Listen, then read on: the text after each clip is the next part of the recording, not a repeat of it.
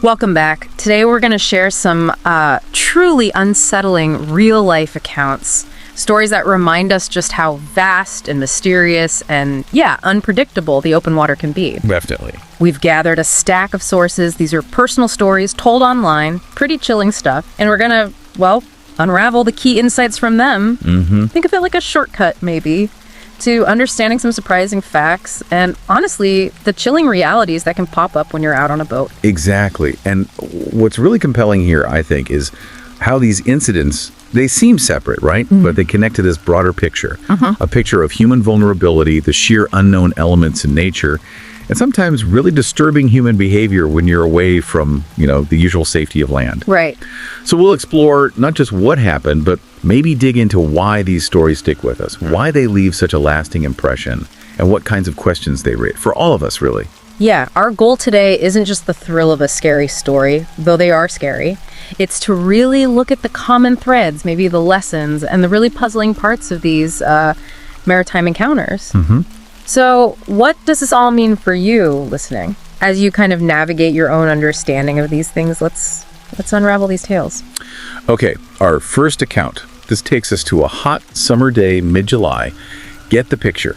Group of friends, they're out on the bay. They're in a 27-foot center console boat. Okay, so decent size for the bay, open deck kind of boat. Yeah, exactly. Good for fishing, cruising near shore. You feel the wind, but maybe less protection than a big cabin cruiser, Gotcha. So they're enjoying music, drinks, the evening air. Kyle, the owner, he's sober, just boating his friends around. Responsible. Good. Darkness starts to fall. They're cruising slow, middle of a lagoon, and they pass this lighthouse on a barrier island. You know those islands that separate the bay from the ocean? Yeah, I know the type. And lighthouses at night. Right. They were actually talking about how lighthouses can feel kind of liminal, creepy even, when it gets dark. Then Kyle cuts the engine. They just float. Music's still playing, quiet-like. The narrator, they're just looking at the lighthouse, kind of mesmerized, and they're the first one to notice it.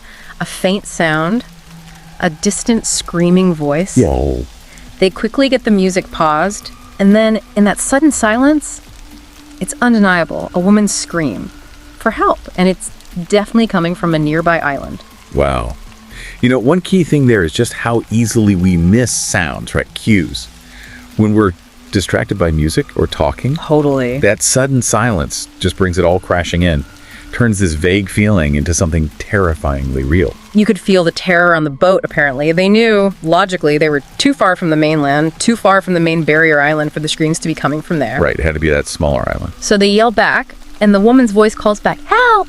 Then there's this exchange, kind of hard to hear, but they ask, "Where are you?" Go. She replies, "I'm being followed." Oh, man, okay. They ask her, "Are you on the island?" And she screams back, "Yes." So this isn't just about being alone out there.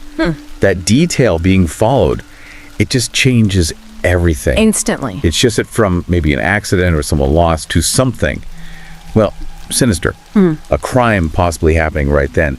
And help is so far away. That really amps up the urgency, the helplessness. Absolutely. So, no hesitation. Kyle starts the engine, gets them closer to the island, anchors near the shore. All 6 of them jump off the boat, flashlights out, calling for her. 6 people, flashlight. Yeah, and the island isn't huge. You'd think they'd find her, right? Suddenly, from the opposite side of the island, they hear it again. Another scream. Blood-curdling, but kind of muffled this time. Muffled, okay. They just bolt. All of them run towards the sound. The narrator mentions running barefoot through this painful brush, getting cut up, didn't even think about it. For adrenaline. Totally. But when they get there, to where the scream seemed to come from, nothing. No one. Gone. Kyle and Jake, they got there first, said they heard a boat motor. Distinctly heard it driving away, and they saw a fresh wake in the water. Evidence. But it was just too dark, couldn't see the boat, couldn't identify anything. That lack of an explanation right then, Yeah. combined with the boat sound, the muffled scream, Yeah. that's agonizing. Yeah. Was it an escape or, was she taken away? The ambiguity is what makes it so chilling. It vanishes into the night, leaving just questions. They immediately called 911, reported it, told Bay Patrol to be on the lookout, for any boats running without lights. Right, standard procedure. A Bay Patrol boat showed up fast. They frantically told the officers everything that happened. It turned into this whole manhunt situation. That's the thing. There was no resolution. Absolute nothing. No news articles popped up later. No missing women reported matching that time frame or location. No mysterious boat ever found. Wow.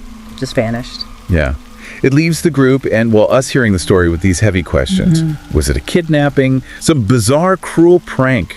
That ambiguity is maybe the most unsettling part. It really makes you question your sense of safety, doesn't it? Even in places you think you know, when something unknown just slips through like that. Definitely. Okay, so from that Erie Bay night, let's go further out, way out. Deep sea for this next one. Okay. This story goes back to the 80s. It's about the narrator's uncle and dad, avid deep sea fishermen. All right. They'd go out a few times a year. The uncle had this huge boat, a 70-foot 2-cabin cruiser. Oh, that's a serious vessel. Right. Much bigger, built for offshore. Yeah, way more robust than the center console. Lots of comfort protection, docked in Cape Cod. They go like 20 miles out. 20 miles offshore, that's proper deep sea. Looking for striped bass, tuna, cod. Often they'd stay out all night fishing. Right. So this one trip, it was an unexpectedly cloudy night, new moon. Means it was exceptionally dark out there. Pitch black. Nothingness. They're in the cabin after supper, and bam, something goes wrong. All the boat's lights just die. All of them. Oh, no. The uncle checks, finds 2 blown fuses, and somehow these 2 fuses took out almost everything, including the running lights, the ones you need so other boats can see you. That's incredibly dangerous. 20 miles out, pitch black, no lights, you're invisible, you Look. can't navigate safely, can't signal. Exactly. Maritime safety hinges on being seen. Losing lights like that, it creates this incredibly vulnerable situation, just adrift, blind and silent in the huge oceans, like a primal fear. Yeah. So they really had no choice, just had to call it a night, anchor down, wait for dawn. What else can you do? But within an hour, even in that oppressive dark, they start hearing something. A strange sound, like a humming type sound, coming from maybe 20 meters away out on the horizon. 20 meters isn't far, but in that blackness. Right. The dad said he went on deck, and it was so dark he literally couldn't tell if his eyes were open or closed. Whoa. And the humming, he described it as sounding like a person groaning. This low, continuous moan. But they shine a flashlight, can't see more than maybe 5 meters out, nothing there. Okay, that combination. Total sensory deprivation, plus an unidentifiable, really unsettling sound. It's psychologically brutal. Yeah. The mind just races in that situation. Yeah. Especially with sight gone. It creates this deeper dread than if you could actually see a threat. Yeah. Your imagination fills in the blanks, probably with horrors. That sound becomes the focus of everything. Yeah. Then it starts to rain, so they go back inside the cabin. Obviously too dangerous to even think about moving the boat in that blackness and rain. No way. They try to sleep. Next morning, first light, dawn breaks. But there's thick fog. Of course, fog. Through the fog, they see it. Another boat floating nearby. Another boat out there. Yeah.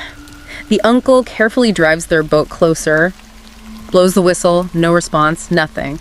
The boat just looks abandoned. An abandoned boat just drifting miles offshore, that's inherently creepy. It screams that something went wrong. Yeah, like a story just stopped mid-sentence. Exactly. A void. So the uncle, he attaches a rope to it, jumps onto the other boat, goes into the cabin, it's unlocked. Nerve-wracking. And he's immediately hit with this smell.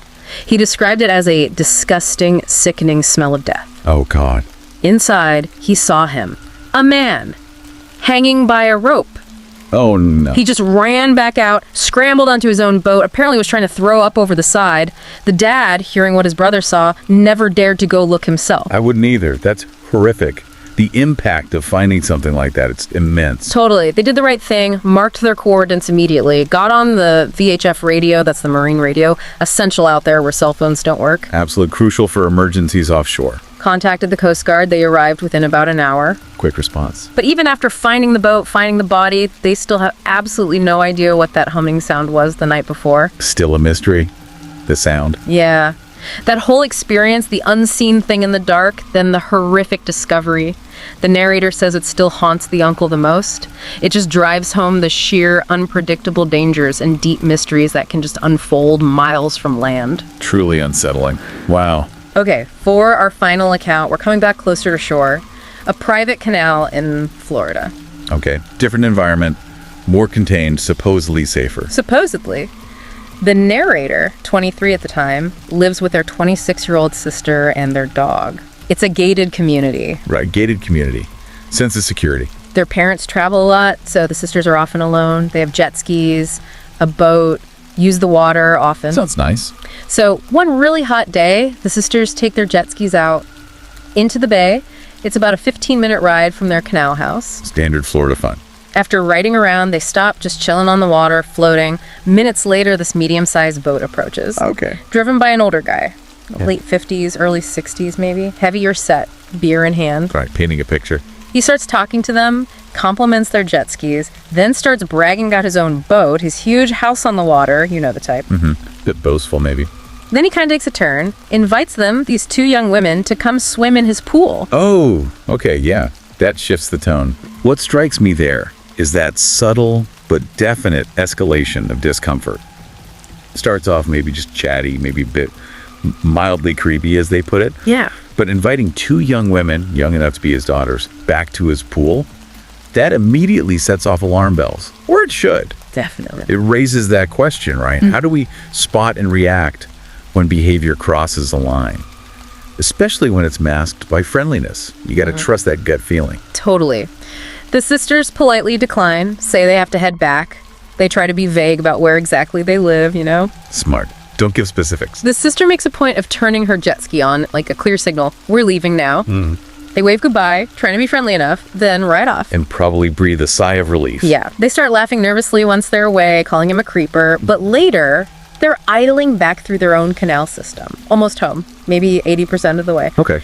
They see a boat in an intersecting canal they just passed, not far behind them. Don't tell me. It's his boat, just slowly drifting forward, passing the entrance to their specific canal. Well, that's not good, that feeling. Yeah, total wave of apprehension. They don't know for sure, right? Is he actually following them? Or does he just happen to live down that other canal? But the timing is just too perfect. Too coincidental. Exactly. Regardless, they keep going, get home, dock the jet skis. Thinking about that shift from a random encounter on the open bay to potentially being followed right to your doorstep, that's a huge breach. It really is. The ambiguity, neighbor or follower, it just cranks up the anxiety, turns a fun afternoon into something scary even before they're off the water, undermines that feeling of safety. And it gets worse. As they're washing the jet skis on their own dock, the man's boat approaches their house in the canal. He came to their house. Pulled right up, stopped in front of their dock, starts talking again, big creepy smile on his face, complimenting their house, their backyard. Wow, that's bold and incredibly unnerving. The sister, she's had enough at this point. Totally unnerved. She confronts him, straight up. Says, "Why did you follow us here? That's really creepy." Good for her, calling it out. He gives this excuse like, "Oh, I live in the community too, just wanted to check out your canal."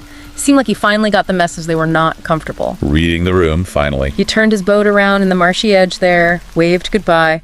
Neither sister waved back this time. Yeah, there's a point where you just have to drop the politeness, right? Exactly what the narrator said, one of those times. Someone's being that weird, that persistent, you just cut it off. Their dad, later, was apparently upset they didn't get the boat's registration number. And that highlights something, right? That lapse wasn't carelessness. It came from being uncomfortable, caught off guard. Yeah. Sometimes our social conditioning to be polite overrides basic safety steps in the moment. That's a really good point. But sadly, it didn't actually end there. Oh no. There's more. Later that night, middle of the night, their dog starts barking like crazy downstairs. Dogs know. Both sisters wake up. The narrator looks out her bedroom window, the one facing the backyard and the canal. And she said she swore to God she saw a figure, a large person running across the yard towards the dock, then jumping into something in the water. Oh my God. She yanked the window open, looked out properly, but couldn't see anything clearly. They both raced downstairs, flip on all the lights. Whoever it was, they were gone. Vanished into the water. But the implication. It's terrifying. They said they'd be kidding themselves if they didn't know who it probably was. Had to be the guy from the boat. It takes it from just creepy following to, what? Attempted break-in, worse. Absolutely terrifying. Yeah. It strongly suggests he came back. And the dog barking likely stopped something really bad from happening. Probably. And that detail about the gated community, it shows how that sense of security can be false, right? If someone is determined enough. The lack of cameras is also telling. Yeah.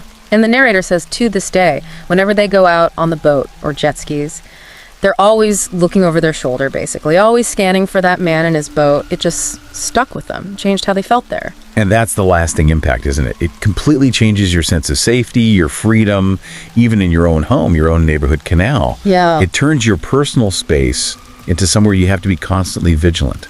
It shows how one really unsettling, prolonged encounter can just embed itself psychologically. Wow. Okay, so we've heard about a mysterious scream on a dark island, an unseen, terrifying presence, then a horrific discovery in the deep sea, and this chilling invasion of privacy, a stalker, really, in a supposedly safe canal. These stories really do pull back the curtain, don't they, on how unpredictable things can be. They really do. They show how danger can just appear in unexpected ways, unexpected places, even spots we think are familiar or secure. Whether it's the deep isolation of the ocean or the disturbing familiarity of your own neighborhood waterway, the lessons seem to circle back to vigilance, right? Trusting your gut. And accepting that sometimes. Some things just remain unanswered mysteries. Yeah, absolutely. These aren't just like spooky campfire stories. They feel like real stark reminders of the risks we take sometimes, the importance of listening to that inner voice, that intuition, and just the power of the unknown to really leave a mark. Mm-hmm. So thinking about all these, what stands out to you listening? What does it make you consider about your own safety, maybe?